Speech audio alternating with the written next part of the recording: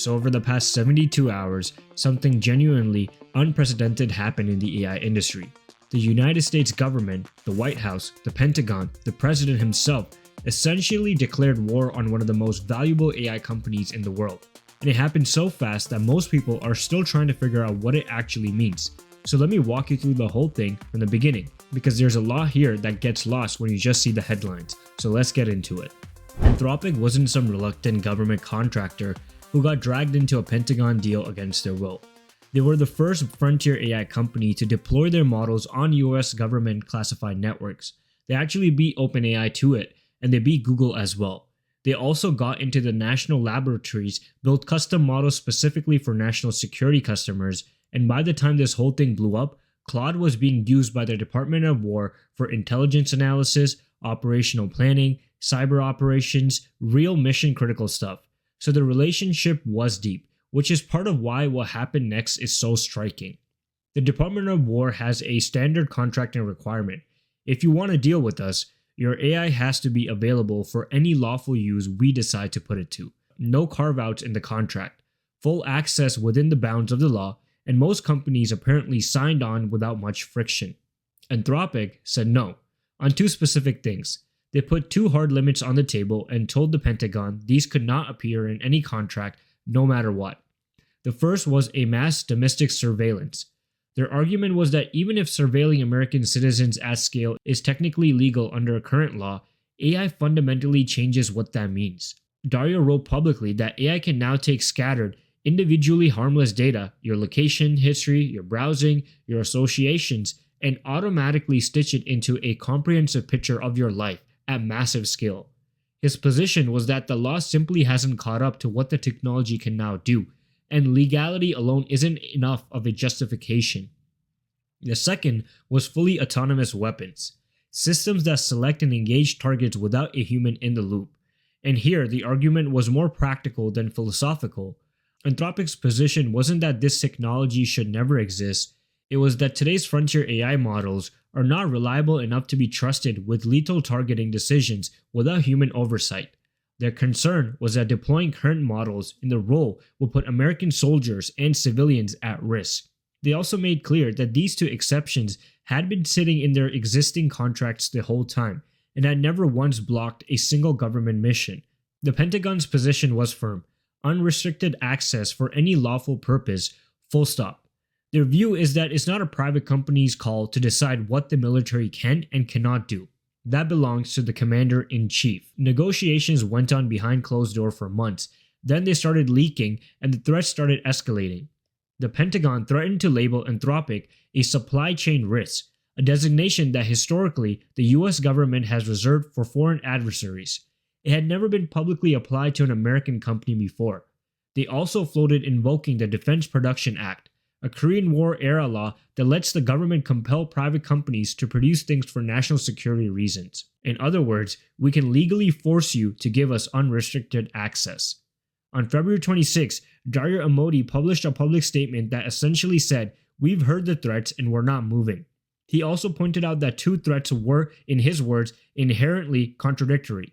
You can't simultaneously call a company a national security risk and say their technology is so essential to national defense that you invoke wartime powers to compel access to it.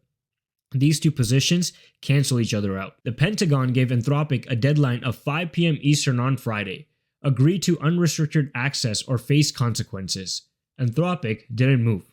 At around 3:47 p.m., before the deadline even hit, Trump posted on Truth Social. He said the US would never allow a radical left, woke company to dictate how our military fights and wins wars. He called Anthropic's leadership leftist nutjobs. He said they made a disastrous mistake, and then he directed every federal agency in the United States government to immediately cease all use of Anthropic's technology. Every single agency. He gave departments like the Department of War a 6-month window to phase out and transition off, and he added that if Anthropic didn't cooperate during the transition, he would use the full power of the presidency to make them comply, with major civil and criminal consequences. Shortly after, Defense Secretary Pete Hegseth officially designated Anthropic a supply chain risk to a national security. He stated that no contractor, supplier, or partner doing business with the US military could conduct commercial activity with Anthropic. He accused the company of attempting to seize veto power over the operational decisions of the United States military, and described their stance as fundamentally incompatible with American principles. Anthropic responded the same day with a second public statement, and the detail buried in it is pretty telling. They said they hadn't actually received any direct communication from the White House or the Pentagon about the final status of negotiations. They found out about the designation through social media, the same as everyone else. They said they were deeply saddened by what had happened. They called the designation legally unsound and said they would challenge it in court. Hours after all of this, Sam Altman posted on X that OpenAI had just reached an agreement with the Department of War to deploy their models on classified military networks. The timing is hard to look past. Anthropic had just been blacklisted, the ink wasn't even dry, and here's Altman announcing a deal. What made it more complicated is that throughout the week, Altman had been publicly supportive of Anthropic's position. He went on CNBC Friday morning and said he didn't think the Pentagon should be threatening to invoke the Defense Production Act. He said, for all the differences he has with Anthropic, he mostly trusts them as a company. He sent an internal memo to OpenAI staff calling it an industry-wide issue and saying OpenAI had the same red lines. There were reports he'd even directly approached the Pentagon earlier in the week to express concern about how they were treating Anthropic, and then, that same Friday night, he announces the deal. In his post, Altman said the agreement actually contains the same two core principles Anthropic had been fighting for: no mass domestic surveillance, no fully autonomous weapons, humans stay in the loop on lethal force decisions. He framed it as a model for the whole industry and said he was asking the Pentagon to offer these same terms to all AI companies. Some people read that as Altman saying, look, we got the same protections you wanted, we just found a way to get it done. Others read it as him trying to legitimize OpenAI's deal by wrapping it in the same language Anthropic had been using all week. The key apparent difference, according to reporting from Fortune, is that Anthropic tried to get the restrictions written as explicit hard limits in the contract itself. OpenAI agreed to the lawful use framing, but apparently got those protections embedded differently, possibly through technical safeguards in the models rather than contractual carve-outs, but who knows. Whether that distinction actually holds in practice is a question nobody has answered yet. There are a few different threads here worth pulling apart. The first is the narrow legal question. Does Hegseth actually have the authority to bar all military contractors from doing business with Anthropic commercially? Anthropic's lawyers say no. Their statement pointed to US Code Title 10, Section 3252, the statute governing supply chain risk designations, and argued it can only extend to the use of Claude on Department of War contract work specifically. It cannot legally affect how the same contractors use Claude to serve other customers. Multiple legal experts said the Pentagon likely hasn't satisfied their requirements to make the designation stick, and that the court fight will probably take years. But the counter-argument being made in financial and legal circles is that even if Anthropic wins in court eventually, every general counsel at every major company with Pentagon exposure is already asking whether using Anthropic's product is worth the legal and political risk.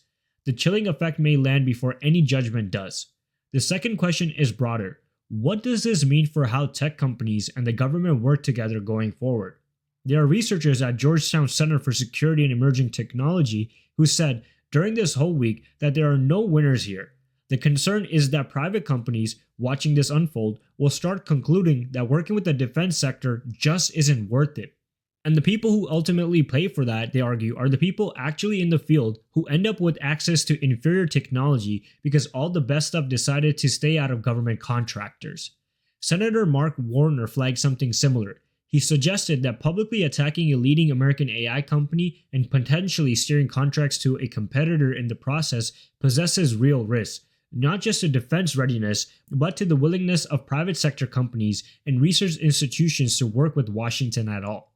And then there's the hardest question: who's actually right on the substance? On autonomous weapons, Anthropic's argument that current models aren't reliable enough for fully autonomous lethal decisions isn't just some fringe position. It's shared by a lot of AI researchers and a decent number of military thinkers. On domestic surveillance, the civil liberties concerns have drawn bipartisan attention in Congress for years. but the government's counterpoint that it's not a private company's place to impose limits on how elected government and its military operates. But these aren't questions with clean answers. They've been simmering in policy circles for a long time, and this fight essentially blew the lid off all at once. So in conclusion, as of today, Anthropic has been officially designated a supply chain risk to national security by the Pentagon, the first American company in history to carry that label. The White House has ordered every federal agency to phase out Anthropic's technology within 6 months. Anthropic says it found out about all of this through social media, not through direct communication from the government, and it intends to fight the designation in court. OpenAI has a new deal with the DOW, and everyone else in the AI industry is watching very closely, trying to figure out what it means for their own relationship with Washington. The court fights will take years, the politics around AI and the military are shifting in real time, and the questions at the center of all of this, about surveillance, about autonomous weapons, about who draws the lines, are not going away. What this week showed us is that AI systems become more capable and the stakes around how they get used get higher. These kind of confrontations are going to happen more, not less.